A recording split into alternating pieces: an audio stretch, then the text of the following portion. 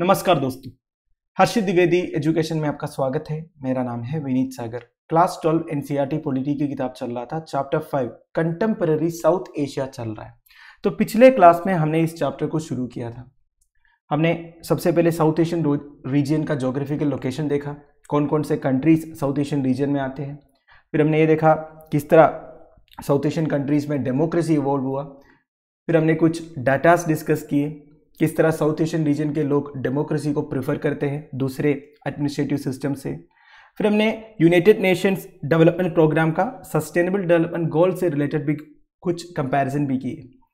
तो अब हम डिस्कस करेंगे timeline of South Asia since 1947। देखिए 1947 से लेके 2014 नवंबर तक का एक टाइमलाइन दिया हुआ है इधर, ठीक है। तो इससे आपको पता चल जाएगा 1947 से लेके 2014 तक क्या क्या मेजर डेवलपमेंट्स हुए हैं साउथ एशियन रीजन में। तो शुरुआत करते हैं दोस्तों। 1947 India and Pakistan emerge as independent nations after the end of British rule. करीब 200 साल के ब्रिटिश राज के बाद India and Pakistan as independent countries emerge होता है। वैसे इंडिया पाकिस्तान दोनों एक ही थे, पर 1947 में इंडिया एंड पाकिस्तान का पार्टीशन हुआ था, ये बात आपको मालूम है। जब इंडिपेंडेंस मिला था तब इंडिया और पाकिस्तान का मैप कुछ इस तरह था। आप सबको पता होगा इंडिया में करीब 565 प्रिंसली स्टेट्स थे, वो सब इंडियन यूनियन में ज्वाइन हुए थे। कुछ प्रिंसली स्टेट्स ज्वाइन होने के लिए मना किए थे, जैसे कि कश्मीर हो गया, जूनागढ़ हो गया, हैदराबाद हो गया। हैदराबाद को तो फोर्स से ज्वाइन करवाया गया। ऑपरेशन पोलो के बारे में आपको पता होगा। जूनागढ़ में एक रेफरेंडम कंडक्ट कराया गया और कश्मीर भी एज एन इंडिपेंडेंट किंगडम रहना चाहते थे अंडर महाराजा हरि सिंह। पर 1947 में पाकिस्तान कुछ ट्राइबल मिलिटेंट्स को बेच के कश्मीर को अपना कब्जा में लाने की कोशिश किया। तब महाराजा हरि सिंह ने हमसे मदद मांगी और हमने कश्मीर को अपना पार्ट बनाया था। और आर्टिकल 370 से कश्मीर को कुछ स्पेशल पावर्स भी दिए गए थे, जो अभी अबोलिश किया गया है। आज के डेट में कश्मीर को दो यूनियन टेरिटरीज में डिवाइड किया हुआ है, लद्दाख एंड कश्मीर। लद्दाख का नॉर्थ वेस्टर्न रीजन जो जिलजित बल्तिस्तान रीजन है, वो एक डिस्प्यूटेड एरिया है। पाकिस्तान इलीगली उसे ऑक्यूपाई करके रखा हुआ है। उस एरिया को हम पाकिस्तान ऑक्यूपाइड कश्मीर या पीओके बोलते हैं। पाकिस्तान उसे आज़ाद कश्मीर भी बोलते हैं। कश्मीर को लेके इंडिया और पाकिस्तान के बीच में 2-3 जंग भी लड़े गए दोस्तों। सारे जंग में पाकिस्तान की हार हुई है, यह बात आपको मालूम है। तो 1947 में इंडिया और Pakistan emerged as independent nations after the end of British rule. This was the major development. फिर अगले साल 1948 में क्या हुआ? Sri Lanka the then Ceylon gains independence. देखिए श्रीलंका भी एक ब्रिटिश कॉलोनी था। जैसे ब्रिटेन इंडिया छोड़ के चले गए, इसके बाद अगले साल श्रीलंका को भी इंडिपेंडेंस दे दिया। श्रीलंका का पुराना नाम है सीलोन, ठीक है। फिर देखिए इंडिया पाक कॉन्फ्लिक्ट ओवर कश्मीर। ये मैंने आपको बताया दोस्तों 1947 में बेसिकली इंडिपेंडेंस डिक्लेयर होने के बाद जब कश्मीर के राजा महाराजा हरि सिंह ने डिक्लेयर किया था हम एज एन इंडिपेंडेंट किंगडम रहेंगे, उस मौके का फायदा उठा के पाकिस्तान ने अपना ट्राइबल मिलिटेंट्स को बेचकर जम्मू एंड कश्मीर को अपना कब्जा में लाने की कोशिश किया। तो उसी चक्कर में इंडिया और पाकिस्तान के बीच में एक कॉन्फ्लिक्ट होता है। अगला 1954 और 1955 के बीच में Pakistan joins the cold war military blocks SEATO and CENTO. देखिए कोल्ड वार के बारे में हमने पहले ही चैप्टर में डिस्कस किए थे। कोल्ड वार के टाइम पर अलग अलग मिलिट्री ब्लॉक्स या ऑर्गेनाइजेशंस फॉर्म हुए थे अलग अलग पार्ट्स ऑफ द वर्ल्ड में। उसके दो मेजर एग्जाम्पल्स है दोस्तों, SEATO that is South East Asian Treaty Organization and CENTO Central Treaty Organization. और ये दोनों ऑर्गेनाइजेशंस कम्युनिस्ट रेजिम्स के अगेंस्ट थे। तो आप बोल सकते हैं थोड़ा बहुत यूएसए के सपोर्ट में था दोनों ऑर्गेनाइजेशंस जो है। और पाकिस्तान जो है ये दोनों मिलिट्री ब्लॉक्स को ज्वाइन करते हैं 1954 और 55 के बीच में। आज भी अगर आप देखोगे पाकिस्तान और यूएसए के बीच में अच्छे रिलेशन है। फिर 1960 में आते हैं दोस्तों, India and Pakistan sign the Indus water treaty. देखिए दोस्तों इंडस वाटर ट्रीटी के बारे में तो आपको मालूम हो, इंडस वाटर ट्रीटी बेसिकली एक वाटर डिस्ट्रीब्यूशन ट्रीटी है इंडिया और पाकिस्तान के बीच में। Indus river and it's tributaries के जो पानी है वो कितना पाकिस्तान यूज कर सकता है, कितना इंडिया यूज कर सकता है, इसके बारे में ये ट्रीटी है। ये 1960 में साइन हुआ था between the then Indian prime minister Jawaharlal Nehru and the then Pakistan president Ayub Khan. उस वक्त पाकिस्तान में मिलिट्री रूल चल रहा था। आयूब खान पाकिस्तान आर्मी के जनरल थे जिन्होंने गवर्नमेंट को टॉपल करके पाकिस्तान प्रेसिडेंट बन गए थे। तो इंडस वाटर ट्रीटी क्या कहता है दोस्तों? देखिए ईस्टर्न रिवर्स जो है रवि, ब्यास और सतलज ये इंडिया के लिए है, और western rivers the Indus itself and Jhelum and Chenab का जो पानी है वो पाकिस्तान के लिए है। ये इंडस वाटर ट्रीटी कहते हैं। तो this was one of the major development happened in 1960। फिर आते हैं 1962, border conflict between India and China. वैसे देखा जाएगा तो China is not a part of South Asia, फिर भी देखिए southern China, actually southern China बोल नहीं सकते, तिब्बत है। तिब्बत को जबरदस्ती चाइना ने एनेक्स किया था करीब 1950s में। तो इसके बाद चाइना ये क्लेम करने लगा कि जो ईस्टर्न कश्मीर रीजन है, अरुणाचल प्रदेश रीजन है, ये सब चाइना का है। इसी चलते इंडिया और चाइना के बीच में बॉर्डर कॉन्फ्लिक्ट होते हैं और इसे इंडो चाइना वार बोलते हैं दोस्तों। अनफॉर्चुनेटली ये वार हम हार गए थे और चाइना कश्मीर का जो ईस्टर्न पार्ट है, अक्साई चिन रीजन, ये अनेक्स किए। वैसे देखा जाएगा तो अक्साई चिन रीजन हमारा है, हमारे मैप में भी इंक्लूडेड है, पर इलीगली चाइना अक्साई चिन रीजन को ऑक्यूपाई करके रखा हुआ है। अब आते हैं दोस्तों 1965 Indo Pak war, UN India Pakistan observation mission. देखिए 1962 वार तो हम हार गए थे। इस हार का गलत फायदा उठाने के लिए या फिर मौके का फायदा उठाने के लिए पाकिस्तान पहुंच गई। वो अपने घुसपैठियों को भेज दिया, कहां पे, कश्मीर में, कश्मीर को कैप्चर करने के लिए। पाकिस्तान ये सोच रहा था अभी अभी एक वार हार गया है तो इंडियन मिलिट्री वीक होगी, पर देखिए हमारा उस वक्त लीडर्स का विजन समझ लो या फिर हमारी इंडियन मिलिट्री की कैपेबिलिटी समझ लो, हमें यह बात पहले से पता था कि पाकिस्तान मौके का वेट कर रहा होगा। हम ऑलरेडी प्रिपेयर्ड थे। तो हम 1965 वार में पाकिस्तान को बुरी तरह हराते हैं, वापस भेज देते हैं। और ऐसा भी कहा जाता है दोस्तों, कहा क्या जाता है, ऐसा है कि इंडियन आर्मी लाहौर तक पहुंच गए थे। पाकिस्तान का जो पंजाब प्रोविंस का कैपिटल है ना लाहौर, उधर तक इंडियन आर्मी पहुंच गए थे, एक ब्रिज तक। वैसे लाहौर सिटी में एंटर नहीं किए थे, एक ब्रिज तक पहुंच गए थे। और पाकिस्तान आर्मी ने क्या किया, उस ब्रिज को ही उड़ा दिया ताकि इंडियन आर्मी आगे ना बढ़ पाए। मेरा कहने का मतलब है चाहे तो लाहौर को भी हम कैप्चर कर सकते थे, फिर भी देखिए हम किसी और की टेरिटरी को कभी भी अनेक्स नहीं किया है हमारी हिस्ट्री में कभी, ठीक है, इसलिए हम वापस आए। वैसे देखा जाएगा तो इंडो पाक वार इन 1965 में सोवियत यूनियन ने हमें काफी मदद किए थे, हथियार वगैरह दिए थे। तो इंडो पाक वार का कल्मिनेशन या पीस एग्रीमेंट साइन हुआ था उज्बेकिस्तान का कैपिटल ताशकंद में, जो तब सोवियत यूनियन का पार्ट था। बेसिकली इंडिया और पाकिस्तान के बीच में एज ए मीडिएटर बैठे थे सोवियत यूनियन के प्रीमियर अलेक्सी केसोगिन, और इंडिया की तरफ से former Indian prime minister Lal Bahadur Shastri, Pakistan की तरफ से फॉर्मर पाकिस्तान प्रेसिडेंट आयूब खान। और आपको पता ही होगा दोस्तों, ताशकंद एग्रीमेंट साइन होने के बाद लाल बहादुर शास्त्री जी का डेथ हुआ था। काफी कंट्रोवर्शियल इवेंट था, आज तक किसी को ठीक से पता नहीं है उनका डेथ का कारण क्या था। तो इंडिया और पाकिस्तान के बीच में जो सीज फेयर एग्रीमेंट साइन हुआ, उसे मॉनिटर करने के लिए United Nations India Pakistan observation mission deploy करते हैं। यह भी 1965 में हुआ था, ठीक है। नाउ 1966 में ही 6 point proposal of Sheikh Mujibur Rahman for greater autonomy to East Pakistan भी पुटअप हुआ था। अब ये क्या है दोस्तों, 6 पॉइंट प्रपोजल? आप सबको पता होगा 1947 में जब इंडिया और पाकिस्तान का पार्टीशन हुआ, तब पाकिस्तान दो भागों में डिवाइडेड था, West Pakistan and East Pakistan. East Pakistan आज का बांग्लादेश है। तो देखिए ईस्ट पाकिस्तान को वेस्ट पाकिस्तान से ऑटोनॉमी चाहिए था। वैसे देखा जाएगा तो दोस्तों ये वेस्ट पाकिस्तान और ईस्ट पाकिस्तान के बीच में ज्यादा कोई कनेक्शन नहीं था, वो तो मोहम्मद अली जिन्ना की एक जिद थी कि उन्हें ईस्ट पाकिस्तान चाहिए करके। पर देखिए ईस्ट पाकिस्तान मिलने के बाद ईस्ट पाकिस्तान के जो इंडिजिनियस लोग हैं ना, उनके अगेंस्ट एक्सप्लॉइटेशन, अट्रोसिटी, ये सब चल रहे थे वेस्ट पाकिस्तान के लीडर्स की तरफ से। इसलिए ईस्ट पाकिस्तान के लोगों ने बोला हमें वेस्ट पाकिस्तान के साथ नहीं रहना है, हमें ऑटोनॉमी चाहिए, एज एन इंडिपेंडेंट कंट्री हमें रहना है। और उधर इस रेवोल्यूशन को लीड किए थे शेख मुजीबुर रहमान, जिन्हें प्यार से बांग्लादेशी लोग बंगबंधु भी कहते हैं, फादर ऑफ बांग्लादेश भी कहा जाता है शेख मुजीबुर रहमान को। शेख मुजीबुर रहमान की बेटी है दोस्तों आज बांग्लादेश का जो प्राइम मिनिस्टर है, शेख हसीना। अवामी लीग का फाउंडर थे शेख मुजीबुर रहमान। तो शेख मुजीबुर रहमान की तरफ से एक 6 पॉइंट प्रपोजल पुटअप होता है, बेसिकली ईस्ट पाकिस्तान को ग्रेटर ऑटोनॉमी चाहिए ये बोल के। अब ओबीसी बात है, वेस्टर्न पाकिस्तान के लीडर्स को यह सही नहीं लग रहा। उन्होंने पूरी कोशिश किया ईस्ट पाकिस्तान में जो प्रोटेस्ट वगैरह चल रहे थे उन्हें सप्रेस करने के लिए। वैसे शेख मुजीबुर रहमान को कई बार अरेस्ट भी किया गया था, वेस्ट पाकिस्तान भी लेके आए थे। जब वेस्ट पाकिस्तान की तरफ से अट्रोसिटीज या अत्याचार बहुत ज्यादा होने लगा, तब India under the leadership of Indira Gandhi intervene करते हैं। इसे बांग्लादेशी लिबरेशन वार बोलते हैं दोस्तों, इंडो पाक वार भी बोल सकते हैं, क्योंकि इंडिया और पाकिस्तान के बीच में बेसिकली वार हुआ था।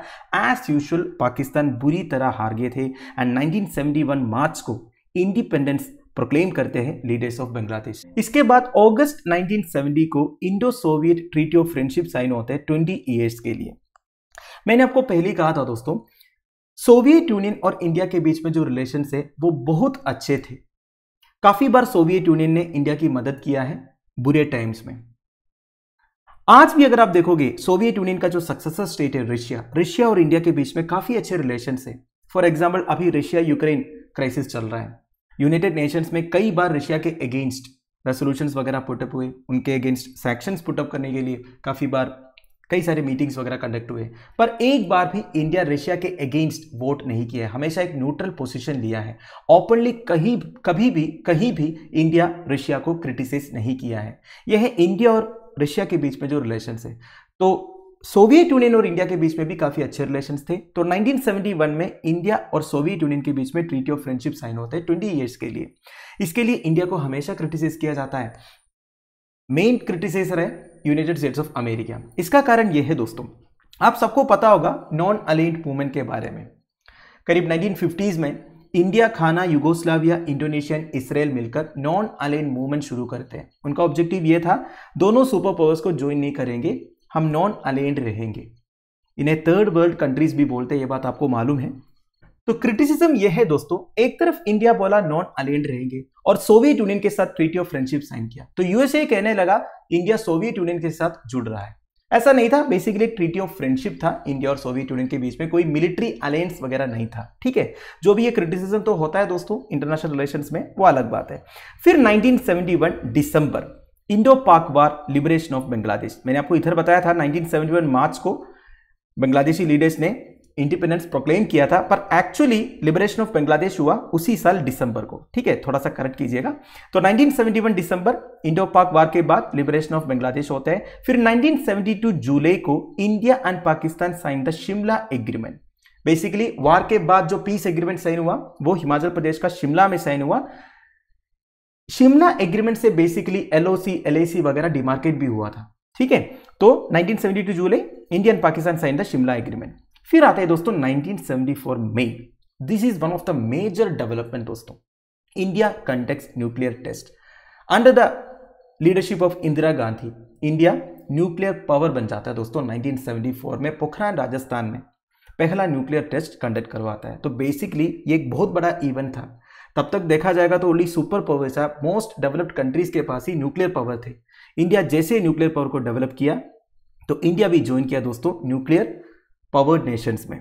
तो ये 1974 मई में हुआ। फिर 1976 में पाकिस्तान और बांग्लादेश के बीच में डिप्लोमेटिक टाइज एस्टैब्लिश हुआ। देखिए 5 साल पहले दोनों लड़ रहे थे। ठीक है, पाकिस्तान बांग्लादेश को छोड़ना नहीं चाह रहे थे, इंडिया इंटरवीन करके बांग्लादेश को लिबरेट किया। इसके बाद 5 साल के बाद पाकिस्तान और बांग्लादेश के बीच में भी डिप्लोमेटिक रिलेशंस एस्टैब्लिश होते हैं। यही होता है दोस्तों, कोई परमानेंट एनिमिटी या फ्रेंडशिप नहीं होता इंटरनेशनल रिलेशंस में। तो 1976 में जाके दोनों के बीच में डिप्लोमेटिक टाइज भी या फिर डिप्लोमेटिक रिलेशंस एस्टैब्लिश होते हैं। फिर आते हैं दोस्तों 9 साल बाद 1985 दिसंबर को South Asian leaders sign the SAARC charter at the first summit in Dhaka Bangladesh. SAARC क्या है? South Asian Association of Regional Countries. आप देखिए दोस्तों 1985 तक सबको ये पता चल गया, ये वार, लड़ाई, ये सब बहुत हो गया। अब हमारे रीजनल डेवलपमेंट के लिए कुछ करते हैं, इकोनॉमिक डेवलपमेंट के लिए। मैंने आपको पिछले क्लास में बोला था ना, अगर साउथ एशियन कंट्रीज एक साथ रीजनली कोऑपरेट करके काम करेंगे, आगे बढ़ेंगे तो बहुत फायदा होगा, क्योंकि रिसोर्सेज बहुत है, हमारी कैपेबिलिटी बहुत है। तो ये सब समझ के South Asian leaders SAARC charter sign करते हैं 1985 दिसंबर को ढाका बांग्लादेश में। फिर सीधा सीधा आते हैं 1987 Indo Sri Lanka accord, India peace keeping force operation in Sri Lanka. अब इसका भी बैकग्राउंड डिस्कस कर लेते हैं। देखिए 1980s में श्रीलंका में सिविल वार चल रहा था एथनिक डिफरेंसेस की वजह से। प्रॉब्लम यह था दोस्तों, श्रीलंका में मेजोरिटी पॉपुलेशन जो है सिंहलीस थे, आज भी है तब भी थे, और माइनॉरिटी पॉपुलेशंस बहुत है, उसमें मेजर है तमिल।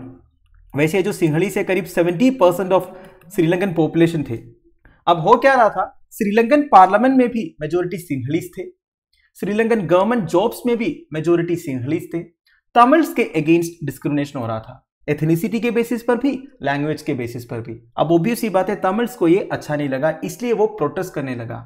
और तमिल्स के जो प्रोटेस्ट को लीड कर रहा था LTTE, liberation of Tamil tiger alum.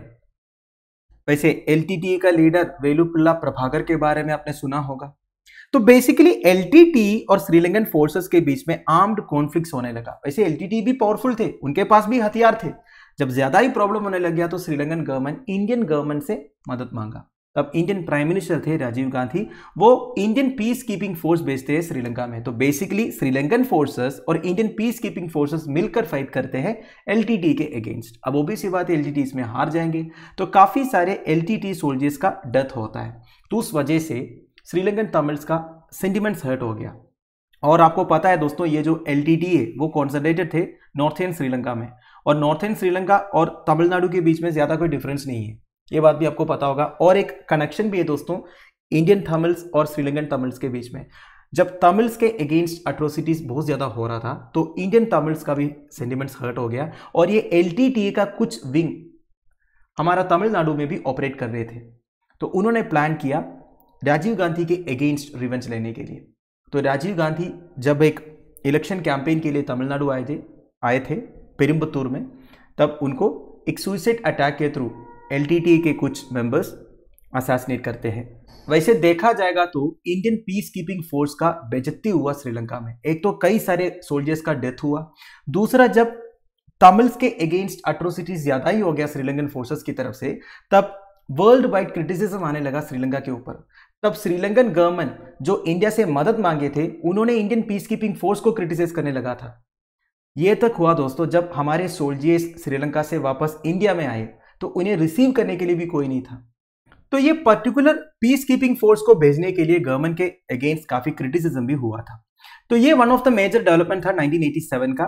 फिर देखिए दोस्तों 1988 में India sends troops to the Maldives to foil a coup attempt by mercenaries. देखिए मैंने आपको बोला था ना, मालदीव्स में भी मिलिट्री कूप हुआ था, उधर के प्रेसिडेंट को टॉपल करने का प्लान्स वगैरह चला था।